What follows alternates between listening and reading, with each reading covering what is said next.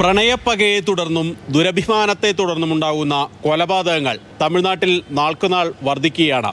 അതിൻ്റെ ഒടുവിലെ ഇരയാണ് രാമേശ്വരം സ്വദേശിനിയായിട്ടുള്ള ശാലിനി എന്ന +2 വിദ്യാർത്ഥിനി.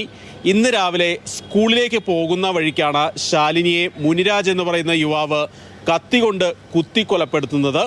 നിരവധി തവണ മുനിരാജ് ശാലിനിയോട് പ്രണയാഭ്യർത്ഥന നടത്തിയിരുന്നു. ശാലിനി അത് നിരസിക്കുകയും ചെയ്തു. ഇതിലെ പകയാണ് കൊലപാതകത്തിന് കാരണം.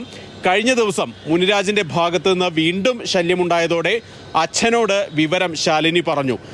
ശാലിനിയുടെ അച്ഛൻ കഴിഞ്ഞ ദിവസം മുനിരാജിൻ്റെ വീട്ടിലെത്തി ഇയാൾ താക്കീത് ചെയ്യുകയൊക്കെ ചെയ്തിരുന്നു. ഇതിലെ വൈരാഗ്യം കൂടി ആയപ്പോൾ ഇന്ന് രാവിലെ ഈ കുട്ടി സ്കൂളിലേക്ക് പോകുന്ന വഴിയിൽ പതിയിരുന്ന് ഈ കുട്ടിയെ കുത്തി കൊലപ്പെടുത്തുകയായിരുന്നു. ഏതായാലും മുനിരാജുവിനെ പോലീസ് ഉടൻ തന്നെ കസ്റ്റഡിയിലെടുക്കുകയൊക്കെ ചെയ്തിട്ടുണ്ട്. ശാലിനിയുടെ മൃതദേഹം പോസ്റ്റ്മോർട്ടം നടപടികൾക്കൊക്കെ ആയിട്ട് സർക്കാർ ആശുപത്രിയിലേക്ക് മാറ്റിയിരിക്കുകയാണ്. ഏതായാലും ഈ പ്രണയപ്പകയെ തുടർന്നുണ്ടാകുന്ന കൊലപാതകങ്ങൾ വർദ്ധിക്കുന്നത് സ്ത്രീ സുരക്ഷ സംബന്ധിച്ചുള്ള വലിയ ചോദ്യം ഉയർത്തുന്നുണ്ട്.